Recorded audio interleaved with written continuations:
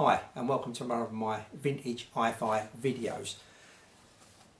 With these videos I'm varying them. I've got so much bits and pieces to put up, so some of them will be short, some of them may extend a little bit. Just bear with me please, you may find something of interest somewhere along the line, so hopefully you will. All receivers, amps, etc. I will be doing a soundtrack for each one, and basically I think I've got a couple up there now. It's just going to be one piece of music that you can download from the YouTube audio library. It's called Funky Disco, so you can download that yourself, then you can play it back on your equipment or whatever, and you'll have a good idea how that sounds like as an original. Then I shall play these, like I say, amps, receivers, etc. with 4 different settings on the tone control. What I've done is just neutral, like both on 0, you'll get a minute's worth, so to speak. Then I'll put +3 on the bass, a minute's worth, +3 on the treble, a minute's worth. So I'll go over a little bit of a variation, 4 variations of that. I haven't gone completely full on. I think +3 gives you an idea. If you go to +5 it can be a bit too much. Just gives you an idea of how the tone on each one of them sounds. I think give you an idea. If you've got a weak speaker in the bass department, you may be looking for something a bit more bassy in your amp, or if you've got too much bass you may be looking for an amp that hasn't got so much bass to help you out. And obviously you can change the controls as well, but sometimes a good start is with the amp, pairing the amp up with the speakers, getting that right first of all, and just some more fine adjustments with these. So yeah, I'm finding that out as I go along, that some speakers are better suited by different amps. Anyway, so bear with me with that. If you find any of this interesting and maybe can help you out, also think about subscribing. That would help me out as well. The more people on board the better. I feel like I'm getting out there and helping some people hopefully, and yeah, any comments obviously very welcome as well. Right, I'm no expert here, I'm just going by what I can hear and how I feel about these items. Now this is a National Panasonic SA80 receiver. Also Technics have got the same one as well. They're the same company, National Panasonic and Technics. So they've got a SA80 as well. Their one's a silver front, I think you find, and some of them do come with a wooden case as well, rather than this plastic. So this is the bottom of the end receiver in its time, the SA80 anyway. And obviously with a plastic case it's bit lower, a little bit lower price, I suppose £10–15 cheaper, I'm guessing a little bit when it come out, that you're paying for the wooden case and maybe the looks a bit more with the silver front. So yeah, this really is bottom of the range, and yeah, so I should give you my thoughts about that. First of all, it's a 15 watts per channel receiver. I'm just looking at my notes, sorry, I've got a few bits all over the place. Yeah, 15 watts per channel receiver. So what we'll do, we'll have a little look. First of all, I will mention this again, I think I mentioned it a few times now. Always check the plug. When you're buying anything like this, check the plug. That's the first place you should start. You shouldn't just plug it in and away you go. You should have a good look at the plug. Take for instance, this is I don't make these pictures up. This is how this receiver come. So here's the plug. As you can see, it's not in a great shape at all, especially the fuse is a bit loose, wobbling about in there, which ain't going to help and could probably actually ruin the receiver. So yeah, get rid of the plug, put a nice new plug on it. Best to pop out and get yourself a decent plug. No matter what you buy, pop out and get yourself a decent plug.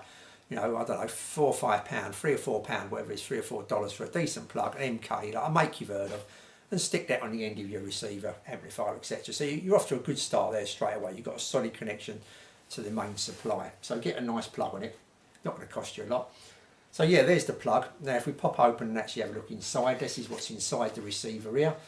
That's how the circuit board looked, and there you can see hopefully now is a chip. It's an amp on the chip they call it. Now these are made by quite a few different manufacturers. I think Sanyo was one of the main ones, then Sony, Technics made their own I think. So these were like basically an easy way of getting an amplifier in a small footprint, and that can like save a bit of space inside to help some of these lower end receivers be smaller. You get the higher end and obviously they've got bigger capacitors, power supplies and everything, but they start getting monstrous.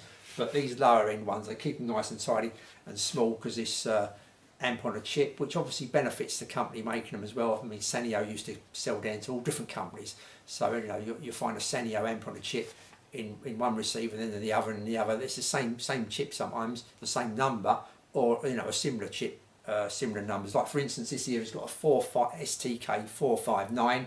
Now, if anything did happen to that, they're still fairly quite easy to get hold of at the moment. An original one you want, I will try and do a video maybe on these chips, but you do want an original STK chip, and that would be probably a second-hand one you're going to buy, because they make them in China now, a newer version, and they're not up to spec, and they're not going to last neither. They're kind of rubbish really. So yeah, if your chip does go, your power output chip, like the chip on an amp, does go, you want to buy yourself another second-hand one really. That's what you're looking at. And some of them are harder to get than others. You know, you may just pay £10, $12 for one, and some of the others you could be paying $60, $70 for one.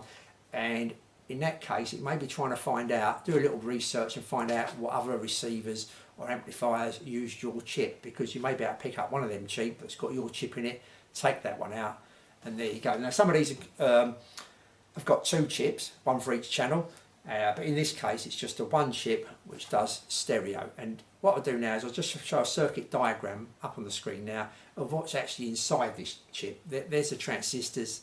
They're not numbered or anything, but they're the transistors, little circuits actually inside the chip. And as you can see with the previous pictures, how big that chip is compared with the rest of the components in the unit. So there you go, that's a little bit about them chips there. So yeah, it's got 459, but I've been reading about it and looking up on the internet, and it looks like you can actually swap out that 459 with 460, 461, 462. That kind of, you can creep up a bit, even though the other chips do require higher voltages and give out more watts. I've read that you can still swap them out and you'll be near, not too far away. But anyway, that's a little bit about them chips. Now, let's go on with actual what I thought of the receiver. Just make sure I'm not missing anything there. No, that's okay. Right, first of all, the first thing you're going to notice when you turn this on really is you're going to think these bulbs are going in the backlight. You're going to think, hello, I've got a few bulbs missing here.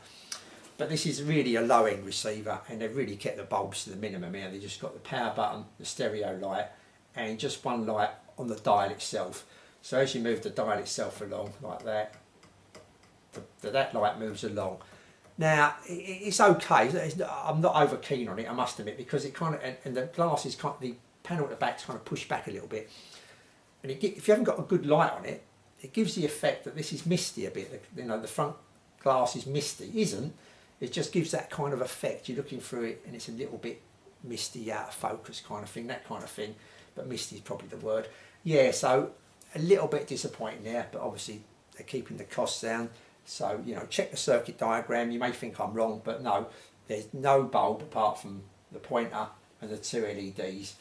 I'm not too sure if they're actually LEDs, 2 lights on the, the FM and the thingy. Well, I think they are, but I'm not 100% certain. But anyway, trust me, there's no extra bulbs in there to light up the front, which is a bit disappointing. Yeah, right. First of all, right. What else have I got written down here? Yeah, this is really ideal for a small, a small set. 15 watts a channel ain't bad, I suppose. You know what I mean? But it's really ideal for a small bookshelf kind of speakers setup rather than big speakers. I would say this amp is suited like for a little office, a bedroom, small room, that kind of thing. Yeah, it's not too bad. I found the bass. There's quite a bit of bass to this, really. Like the controls in this, the bass is quite bass heavy. This amp. So if you've got like bookshelves and they're a bit bass shy, this is really going to help them out. This is going to help them out tons. The treble, yeah, the treble's fine. Treble wasn't too bad. In fact, I could have maybe, depending on how bright your speakers are, I could probably turn it down a notch. The treble, the vocals sounded okay. Yeah, there's nothing wrong with the vocals. The music sounded. I mean, this is not going to be really detailed at all. It's it's a cheap bottom end, but for what it is, it sounded okay. You're not going to get fine detail and all that with it, but it still sounded okay. You know what I mean? There's nothing wrong with it. Ideal for small bookshelves. I did find that this amp with that chip, that one chip, even now, it runs a bit warm. This amp, it runs a little bit on the warm side. You may think, oh, that feels a little bit warm there. I think you'll find this with the Pioneer 450. I've been reading about that. That runs quite warm. So yeah, so once you crank it up, it gets a little bit warmer. Yeah, you may think, oh, getting a little bit on the warm side compared with maybe some other amps. Just a tad on the warmer side it runs. Like I say, it sounds, it's not a detailed amp as such, but it sounds quite sweet. These chips, most of them, obviously if they're, the circuit's done right around the chip, they sound quite on the sweet side. Yeah, so it sounds on the sweet side, this amp, but, losing a little bit of detail to do that, I would have said, like you with me. So that's that. The radio reception was fine. I found the meter, compared with other amps, have got maybe just a quarter or half a notch lower than some of the others, but other than that, it's fine. You know what I mean? It's just the meter, and there probably is an adjustment where you can adjust that meter to tweak it up, but it's really not worth doing. you're still getting the reception and everything, so it's no, you know, no problem. So yeah, if we go along the front here, yeah, you probably know, you know, by looking at it, but you've got your, you know, your phones, you've got your speakers, main and remote, like speaker sets 1 and 2, bass, treble, balance. You've got loudness on and off. That worked fine. There's no problem with that. Your tape monitor, and on the main switch, you've got FM. Well, if we go down the bottom, you've got long wave, medium wave, FM mono, FM stereo, phono, and auxiliary. And I did get mixed up a couple of times. Very easy to do. Is the tuning's at the top, and it's a big knob, and right underneath it, exactly the same knob, is the volume. So now and again, I'm getting used to it now. Obviously, I've been reviewing it and listening to it, but when I first, oh God, kept on you thinking this was the tuning because it's down the bottom bit, and you kind of like going for that. And I was suddenly swinging this round, and also, the volume's gone up, like you with me. So yeah, but you'll get used to it. Obviously, once you've had it a few days or whatever, you won't do that. But on first go, it's quite easy to do that. You change station, and all of a sudden your volume's gone bombing up. So that's it really. I'll stick a picture up at the back there. That gives you the. Well, actually, I can turn it round if it happens. I'm just going to stick a picture up the back.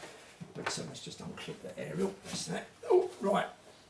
So if I just turn the background, that's what's at the back, but I will stick a picture up. I think now is a picture there of the back, and as you can see, it's got all the normal kind of like connections at the back there. So there you go.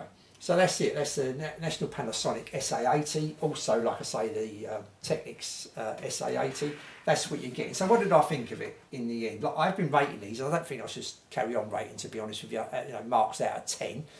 I just, you know, think, you know, if it's no good, I'll tell you it's not worth buying, kind of thing. Or if it's any good, I say yeah, it's okay. You know what I mean? You know, or it's really, I really recommend it. That kind of thing. I think I'll do from now on rather than ratings. But yeah, on eBay, I think you're going to look at paying for this particular model quite cheap. I would have thought. I think you pick this model up for £30, somewhere around there, quite comfortably. £30–40, no problem. If it was the SA80, like made by Technics, you may pay a little bit more, especially with the wooden case. You may be creeping up £50–60, that kind of bracket. And that's really where it is, like you and me. You know, it's a low end, but still okay. Like I say, ideal for a small bedroom office scenario. Little pair of bookshelf speakers. This would be fine, like you with me. But yeah, it's not fantastic, but it's not bad. You know what I mean? So that's my kind of recommendation. I've got to get rid of stuff, and this will be going. I'll be selling this amongst a few other bits and pieces because I need the room. But all in all, I bought it really just to see what it was like, give me an idea, have a twiddle about of it, and have a little bit of a muck about as I do. But obviously some people just buying it for themselves, a one-off purchase, and that's it. So yeah, not too bad for the money. You're going to get it fairly cheap, and it's not too bad. Little small set of bookshelf, you know, speakers you can pick up for say £30 on eBay, and your CD player, and you're off and running. You've got a nice little setup. Quite cheap. So there you go. So yeah, I'll say thanks for watching. Stay tuned. I will be putting up the music track after this. Like I say, then 4 settings of some music, you know, that funky disco playing in 4 different settings, so you get an idea what it sounds like as well. So until then, or until the next time after that, I'll see you all soon, and thanks very much for watching.